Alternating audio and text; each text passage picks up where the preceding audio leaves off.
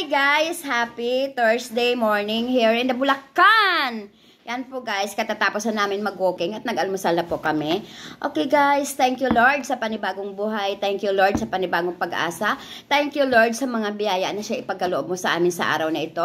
At thank you Lord sa pag-iingat na gagawin mo po sa amin mga mahal sa buhay Lord sa araw na ito. Hindi mo po nawa sila pabayaan, lalo na po yung anak ko, mga kapatid ko, mga pamangkin ko, mga kamag-anak ko po Lord. Bigkisin niyo po kami na yung pagmamahal, gana rin po ang bawat isa.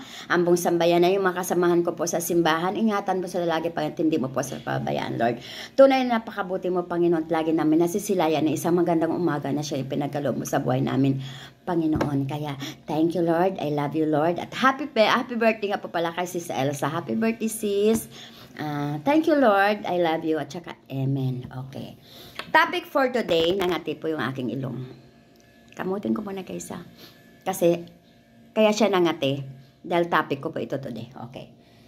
Topic for natin today, retoke. Yan. Bakit nga ba likas na po yata sa mga tao na magparetoke? Lalo na po siguro yung mga mayayaman, syempre may pera sila, kaya may kakayahan sila magparetoke. Yung iba naman, pinag-iipunan para may pera ang gagamitin sa retoke.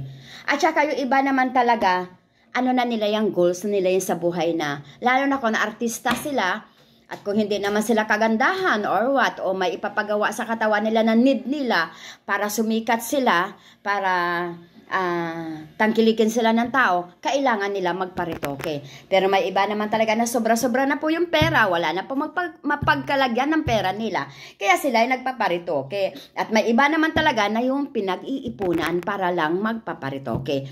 At pumupunta pa sa ibang bansa para lang anso-anso na kung ano man po yung bahagi ng katawan nila na ipapaayos nila, ay magagawa po nila. Bobs man yan, balakang man yan, kung ano-ano man yan, ilong man yan na sarat, o bibig man yan na makapal, o yung mata man na hindi kagandahan, o itong pisngi man na iwan hindi na natin masabi, or ano, gusto nila ipaayos po yun guys. At siguro ay nagpapaayos at nagpaparitoke pa rin kung yung malapit na po tumanda at talagang kulubot-kulubot na po mga ganito. Yun na po, yung kulubot-lubot na yung mga kamay, yan po, pag ako masipag ang kamay ko guys, kaya yan talaga, talagang maugat po, hindi natin kailangan kasi, kung ano man po ang binigay ng Panginoon sa atin, kung ano po itsura natin, na pinagkaloob ng Panginoon Diyos sa atin, yung pinanganak tayo ng magulang natin, na ganyan ang mga itsura natin hanggang sa tumanda tayo, ay magpapasalamat po tayo. Blessed tayo na binigyan tayo ng ganyang mukha. Hindi na po kailangan iparitoke natin ito. Pero hindi ako against sa mga nagpaparitoke ha. Kasi ang iba dyan may mga rason kaya sila nagpaparitoke. At yung mga iba dyan sobra-sobra na yung kayamanan. Kaya sila nagpapaayos sa kanila mukha para look beautiful. Look handsome. Yun yung inaano nila. Kasi minsan sa mga pageant, sa mga trabaho, at sa mga LGBT, marami ako nakakilala dyan na talaga akala mo, daig pa nila yung babae, napakaganda nila kahit na sabihin mo nagparitoke sila, ay talagang ang ganda naman ng impact sa kanila. Maganda tingnan sa kanila. Kasi ako may kaibigan ako na isang bakla, napaka ganda niya na ngayon kasi nga talagang ginastusan at nagparitoke po siya. Pero para sa akin, kaya minsan sinasabihan ko rin na yung mag-ingat din sa mga side effect po na umaapekto din po yung kung kayo nagpaparitoke, hindi po natin maiwasan na magkakaroon ng side effect po. Kaya yun din po ang iingatan po ninyo. At kung ano man po yung mga pag-iingat na sinasabi sa inyo na gagawin nyo, sundin nyo po yun para hindi po manganganib ang buhay nyo. Kasi nga noon may nababasa ako noon na napakagandang babae, napakaganda at mayaman siya.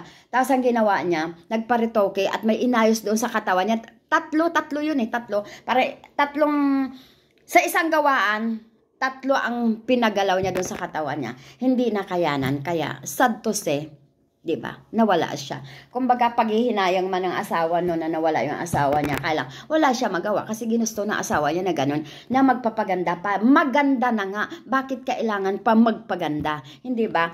Kasi, kung maganda ka na, ano pa ba ang bakit pa kailangan pa? Kasi mayroon naman talaga na maganda na sila. Hindi pa rin sila kontento. Magpapasexy pa, ano-ano pa. Okay lang po magparitoke kung sarat yung ilong nyo, kung hindi naman yung kataasan, kung yung bibig nyo ay napakakapal, yung mga kilay nyo dyan, o kung ano man yan, yung mga ano nyo, yung mga, wala kayong mga boobs, or wala kayong mga balakang. Oy, pasensya po sa mga ano ha, hindi po talaga, hindi, kung totoo lang, napapakatotoo lang talaga ako. Kung ganun lang ba ang itsura nyo, at alam nyo sa sarili nyo na kailangan nyo magparitogik, go kayo, diba? Nasa inyo po yon. Kung may pera kayo at may kakayahan ako, kayo, gawin nyo. Kung ito ay nararapat na kayo ay nagtatrabaho at kailangan na ipaayos nyo po yung mga ilong nyo, yung mga bibig nyo, yung mga boobs nyo, kasi kailangan niya sa trabaho nyo, go kayo. Pero kung sa akin lang, kung hindi naman kailangan, at kung kayo naman ay may pera na, kung hindi naman kailangan na, baguhin nyo pa ang mukha nyo, wag na lang. Kung ano yung ibinigay natin kung ano yung ibinigay ng Panginoon, makontento po tayo. Yun lang guys, diba? Parang, yun na po yung topic ko to. Yung mahilig magpaparitoke at yung mga hindi sila kontento sa ganda nila o hindi sila kontento para sa itsura nila kung ano yung ibinigay ng Panginoon. Kung may kakayahan at pinag-iipunan nila ito para sila ay gumanda lalo.